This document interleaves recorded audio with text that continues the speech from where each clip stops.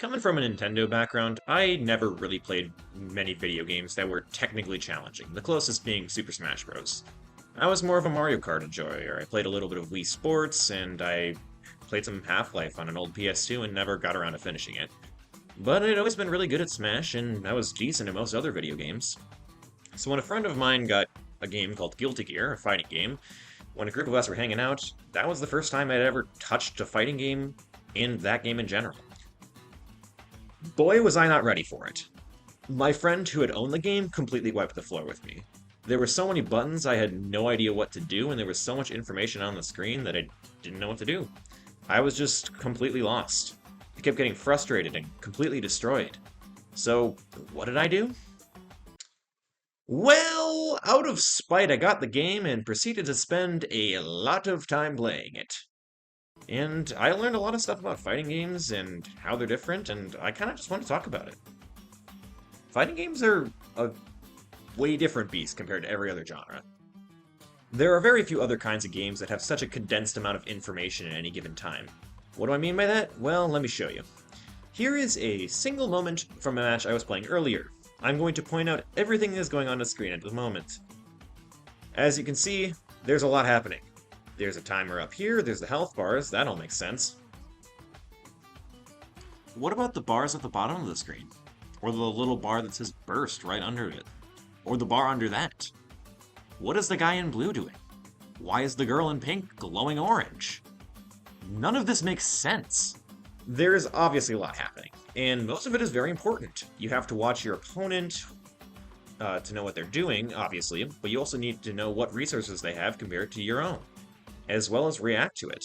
And unlike first-person shooter games, where you often have time to take a breather, reload, and get to your next opponent, there is often very little downtime in a fighting game match.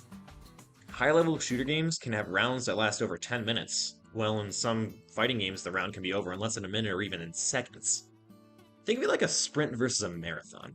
Both require a lot of effort, but the sprint requires as much effort as you can muster for those few seconds. In this scenario, fighting games are the sprint. You have to put in all your effort into those few seconds you have.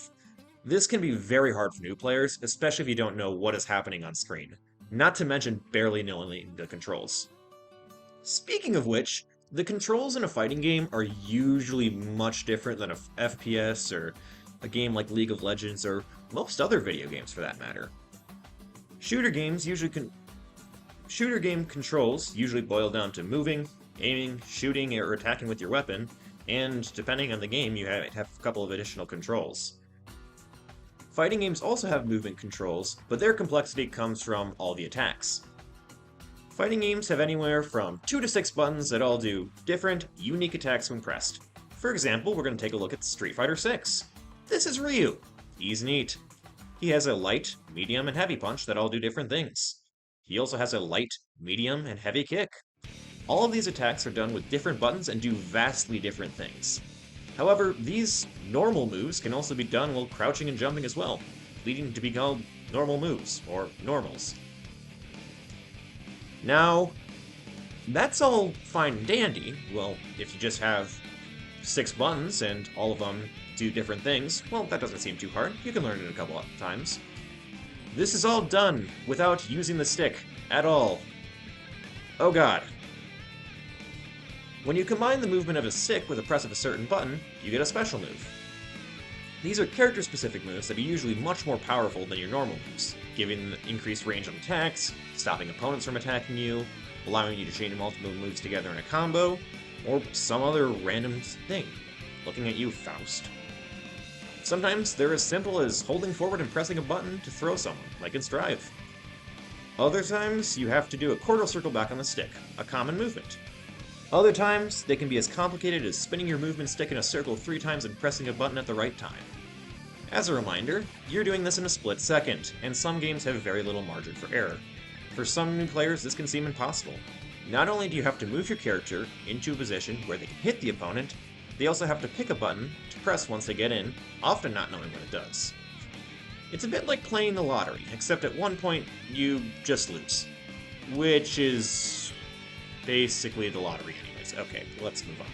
Let's say you want to learn more about these special moves. Some games like Guilty Gear have a list of moves built into the actual system, with helpful little guidance like the inputs and how you might use them in a match. But other games don't have this, or they might only have a little bit of information on how to do the move itself. One of the things many people do is look it up.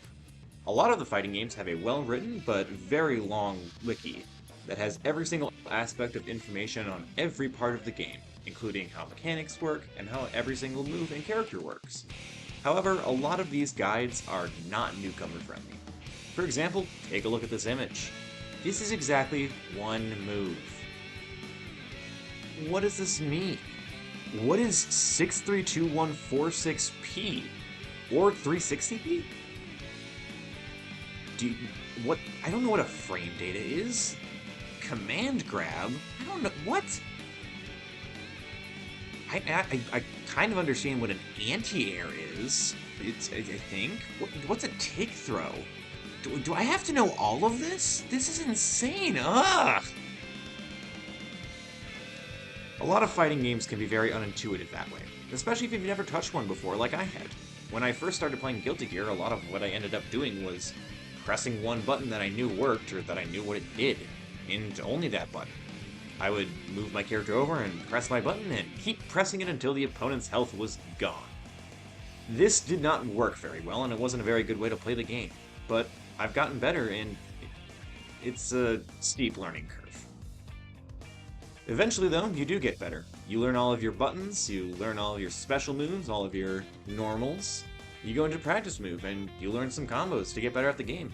And then, you're feeling good, you go in to get into another game, and your opponent doesn't just sit there and take it. This sucks. This leads into a kind of a combination of the last couple topics.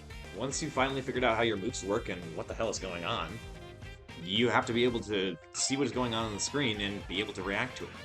Now, this is challenging for a multitude of reasons, one of the main ones being that every single character in a fighting game is completely different.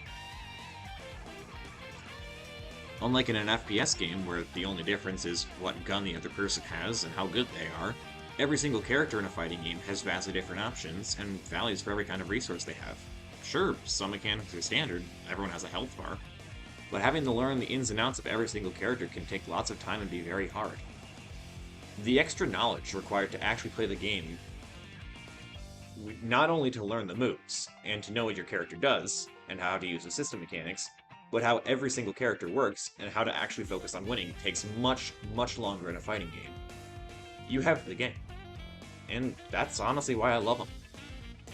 Getting to learn every single aspect of your character and slowly getting better always lets you feel like you're improving. Even if you don't have anything more to learn, you can practice your combos. You're getting tighter with your inputs. In an FPS game, there's eventually a skill cap with how much you can do. But in a fighting game, the only limit is how much you can limit yourself.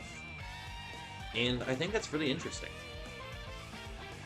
Anyways, that about wraps it up. If you're thinking about getting into a fighting game and you're worried that you're not going to be good enough, don't worry. Everyone had to start from somewhere too. Just because you're not good now doesn't mean you won't get better ever, and you just need to keep working on it. Fighting games may be more difficult than other video games, but they're not impossible, and I think they're some of the most fun I've ever had playing video games. Thank you for watching, and I hope you enjoyed. Also be sure to like and subscribe!